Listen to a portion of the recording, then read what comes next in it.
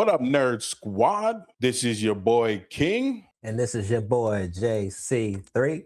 and today we talking about The Punisher: One Last Kill special presentation on Disney Plus. And what a show that was.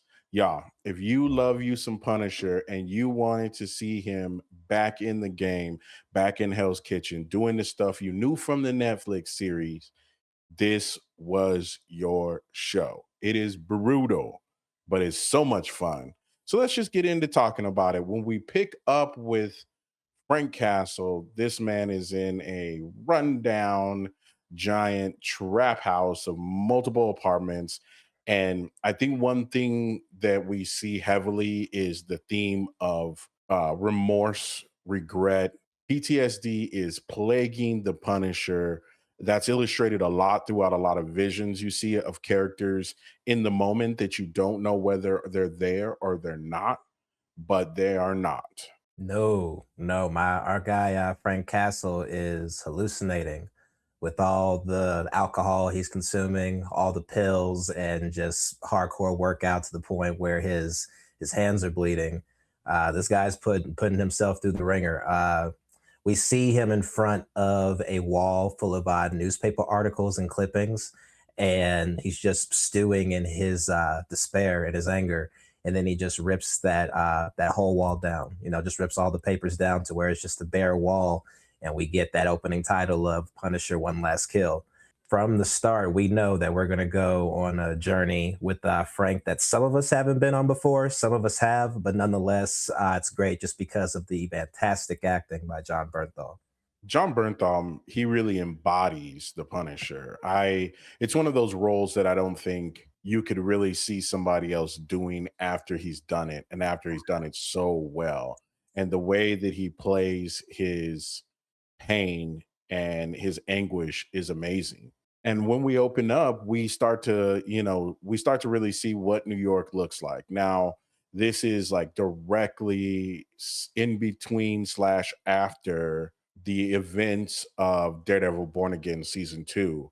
And New York is a mess trying to get itself back together, trying to figure out now that Fisk is out of power. You've got a lot of, for lack of better words, bad guys, criminals, gangsters running the streets, terrorizing people, and snatching up an old man's dog. And I was hoping that that man would get it. I think we all were by the opening of the episode and by the end of it. But yeah, as you said, we are kind of thrust into this new section of the MCU being Little Sicily. I think this is probably one of, if not the most grimiest part of the MCU that we've ever seen. Like you said, there's just crime running rampant. We got people being drug out of their stores and executed. We got people getting assaulted. It's just massive chaos. And with the opening scene of just this innocent African American old man just trying to care for his little dog and feed his dog. And just right from the bat, we see these degenerates just beat on him, take his dog, and like you said, throw it right out in front of a garbage truck. I'll tell you what, whoever made this, the directors who made this, they must be a really good fan of John Wick because we all know once you get rid of the dog, we got to get rid of you. You also kind of see that take place and take notice when they show you the diner that it really kind of reminds me of the same diner that Bullseye just totally wrecks everybody in. Well, later on, we're going to get one of those scenes as well. But you see that the shop owner, his family, and again, just outside of the street, it's fucking totally messed up, man. The streets are messed up. There's people everywhere just destroying everything, running amok, doing what they want. It feels kind of like a lawless country, even though we know New York is probably one of the most active places for any Marvel characters, much less heroes. There's a lot there. They ain't around in this one. But let's pop forward a little bit. We start to meet our antagonists and the family, Maganucci. Frank is minding his own business when this old lady and this bodyguard, if you will, are trying to get his attention and approach him. And in the beginning, it sounds like it's going to be like cool. but she's telling you a story of how much she's lost. Everyone in her life she's lost. You start to kind of see flashbacks of some of those moments, and then you realize the Punisher's the one who killed him, and he has got rid of her entire family because they are a crime organization, and she's the last one left. Yes, I think it was pretty interesting, actually, pretty cool to see this actress come into the MCU and have her be like the last remaining member of a mob crime family, with her being from like Who's the Boss initially. So now she's the boss. I think that's pretty cool.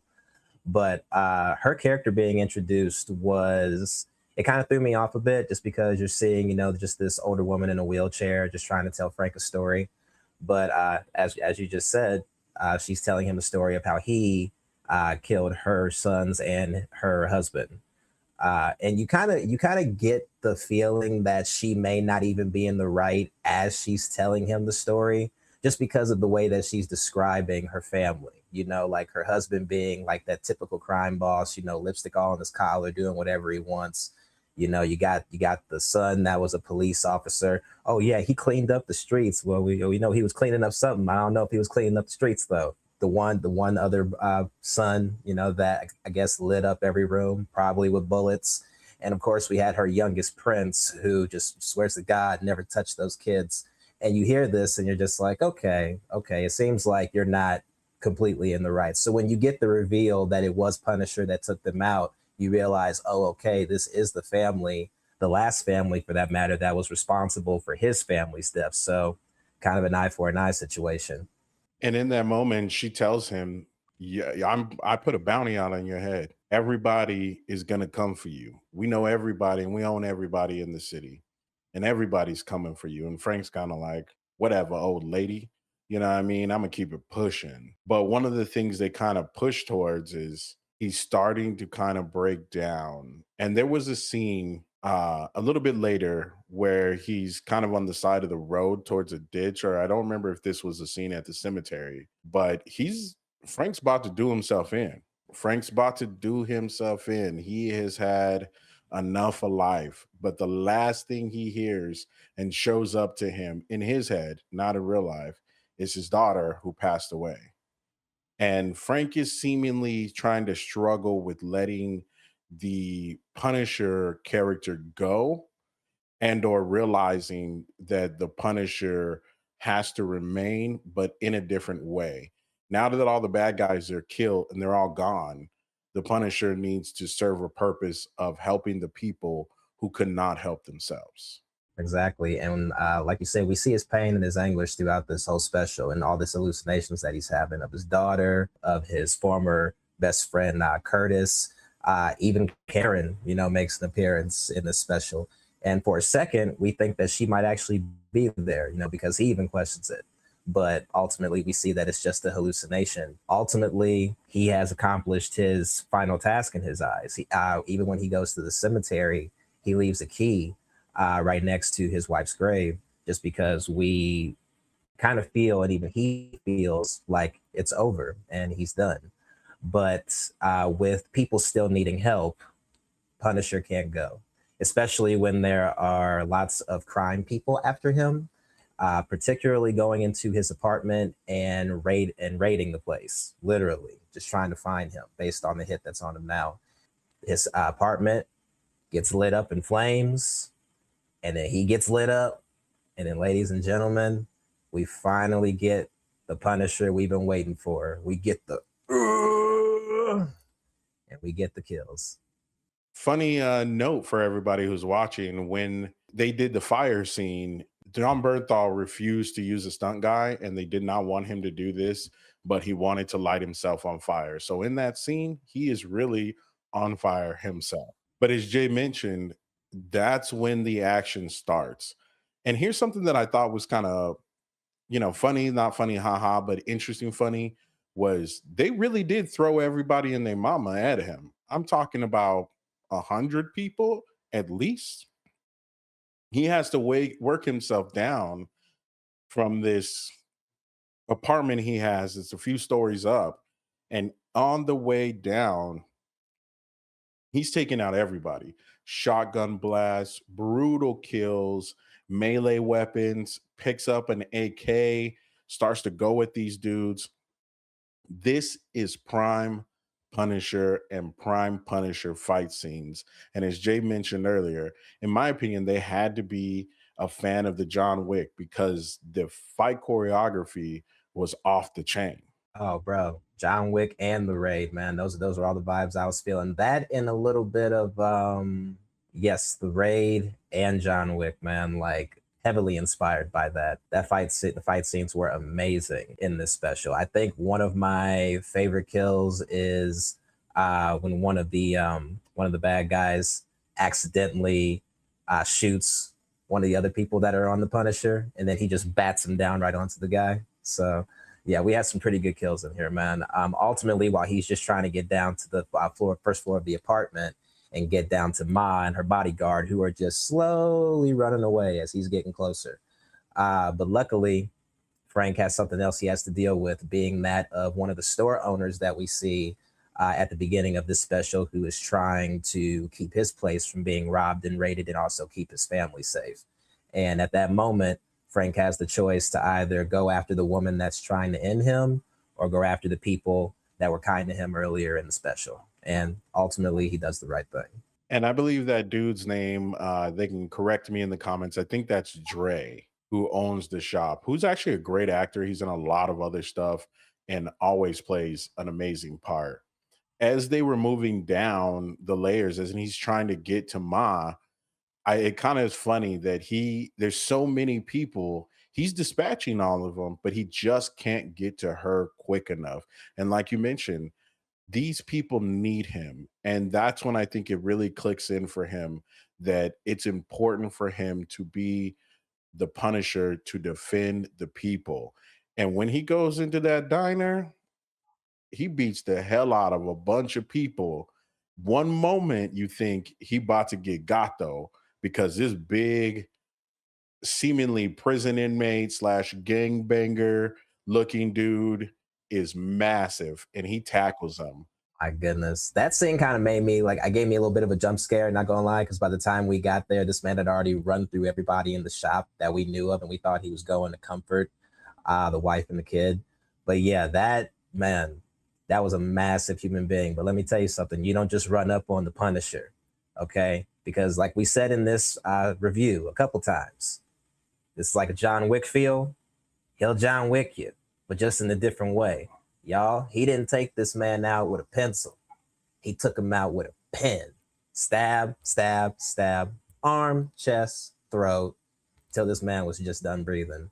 You just, man, guys, heavily inspired by John Wick. It made me want to look at John Wick after all this. But yeah, that was probably one of, if not the most, one of the most brutal deaths in the MCU. I love that Dre's daughter comes up to him as they're kind of acknowledging but trying to take care of each other and make sure that they're all right. She's like, wait, wait, wait, wants to give him something, to show him her appreciation for saving their family and her life.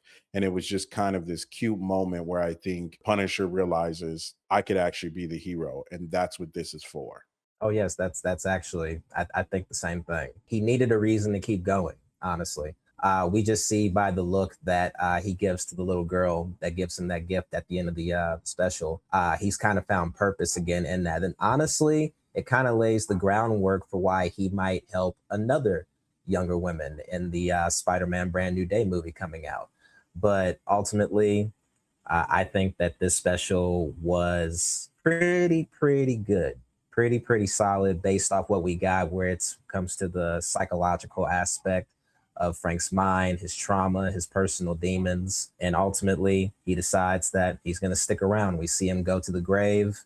He picks that key back up and he recites the one poem or story that that he would always tell to his daughter. I believe it was one batch, two batch, right?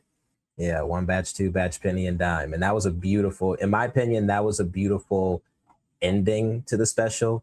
But we also had a little bit of an epilogue that I think us as an audience needed. Agreed, agreed. I love that. After that, we get towards that epilogue and we finally get what we know we all needed, like you mentioned, was Punisher in the Punisher suit with the whole skull, the whole deal. He even combed his hair a little bit and he's walking down the street ready to handle all the everyday criminals. And he runs into that brother who got his dog stolen while this bad guy is trying to hit an old lady in the back. Frank dispatches with an old boy real quick. He was going to let him go until the brother said, he killed my dog. And he didn't mean the homeboy, he meant his actual dog. That's right. That's right. He's like, that's not all he took from me. And as soon I love as soon as he said that, that bad guy, he dipped. He ran because he knew what time it was. But hey, he couldn't get away, man. Frank didn't even have to run. All he had to do was throw a knife at the dude's back and he was done. He was down. And he just goes up to the guy, has that hand cannon just right in front of his face, looks at that old man one last time. That old man gives him the okay. Yeah. Pop that fool. And we get that pop and that one last title, Punisher One Last Kill. That's right. We finally get the one scene we had saw from the teaser, pop that fool, and we know the Punisher is now in the streets and he is ready to go. That was the whole movie. I mean, it was only an hour. It's a special presentation. I gotta say, as my final thoughts before we let Jay take it home as usual, I really enjoyed this. I'm gonna give this one a 9 out of 10. Nothing's perfect, but I also wish, and I saw online a lot of people agree. I wish this was a little longer. I wish we got a little bit more out of the story because it definitely happened so quickly. But it was a good introduction to bringing the Punisher into the MCU properly and telling us where he's going to be for the next time we will see him, which we know is Spider Man Brand New Day. That's right. That's right. My man King. So yeah, I thought that this special was a solid, good showing of the Punisher. I'll probably give it I'll give it a 7.5 out of 10. For me, I'd say this is really good for people who have no exposure to the Punisher or the Netflix show. That way, you're just getting a good, clear cut story, a 1 hour story of him, and I feel like it's really good in condensing his story to 1 hour compared to the Netflix series that kind of drew it out a bit. So I think it's perfect for for new viewers. For people who've seen the Netflix show and what he's been doing since, I feel like, at least for me, I kind of wanted to see where things would go with the anti-vigilante task force, seeing like how he was going to handle them based off the events of Daredevil Born Again. But I also, again, seeing Jon Bernthal in his role as the Punisher, seeing his personal demons and what he was going through, always a good, powerful performance. So I really did enjoy that. I do wish, like you, that this was a bit longer and that we got to spend a bit more time on the main villain of the story being Ma. But I get it. This is mainly about the Punisher. Also, she was a little cheesy. Can't lie. Just rolling away from him, flicking him off, saying she's going to get him. So yeah, just for those reasons, that's why I'll just give it a 7.5 out of 10. But it's still really good, solid showing. But thank you guys for looking at this, looking at us, looking at this review of The Punisher, Last Kill. Please tune in when we review Spider-Man, Brand New Day, and all the other Marvel projects we got going on. But in the meantime, please like, share, subscribe, and as always, stay nerdy, my friends.